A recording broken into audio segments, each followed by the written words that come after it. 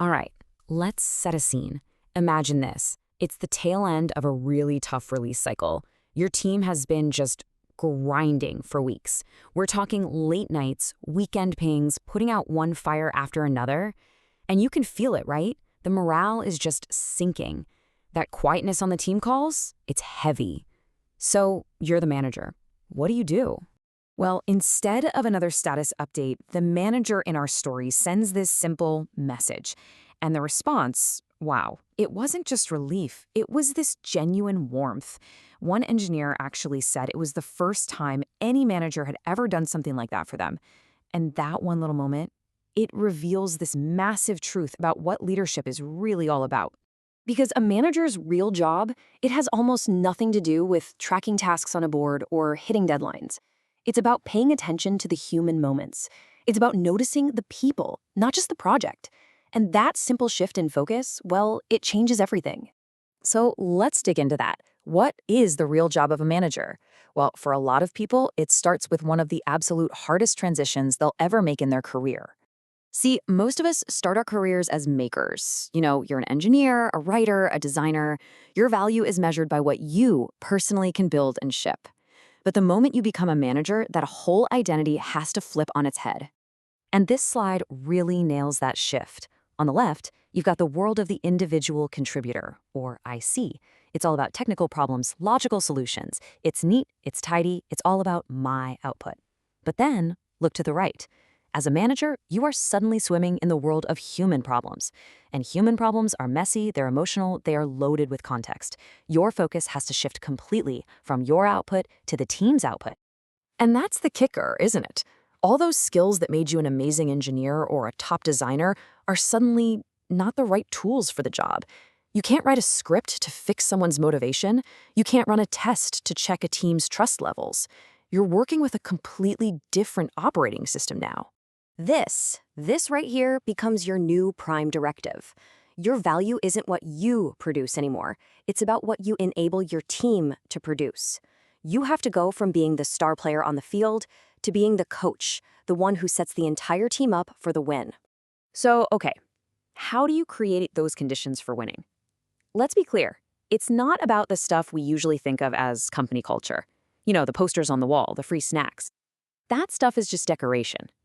The real culture, it's built in thousands of tiny everyday moments. And it turns out that the single biggest ingredient in high-performing teams isn't raw talent or technical skill, it's this idea of psychological safety. It's that gut feeling that you can be vulnerable, that you can say, I don't know, or I disagree, or here's a crazy idea, without worrying that you're going to get shot down or look stupid. But that kind of safety doesn't just magically appear. You, the manager, have to build it brick by brick.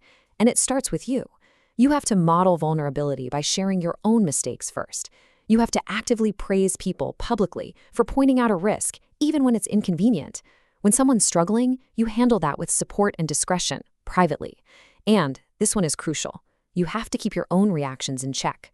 When things go wrong, every single person in that room is looking at you.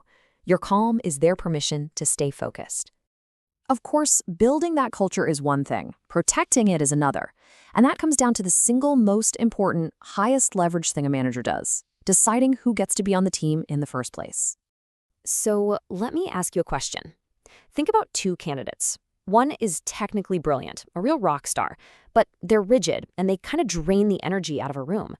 The other is maybe less experienced, but they're curious, they're adaptable. Who actually does more long-term damage to your team? I think we've all seen this movie before. The brilliant but rigid person. They fight every process change. Their questions always seem to come from a place of, I know better. And over time, they just suck the life out of the team. But that curious, adaptable person, their default answer is, I don't know, but I'll figure it out. They get genuinely excited about learning new things. They share what they know freely. They make everyone around them better. And that's the ultimate goal. You're not trying to hire the smartest person in the room. You're trying to hire the person who makes the entire room smarter. They're culture amplifiers, not individual geniuses.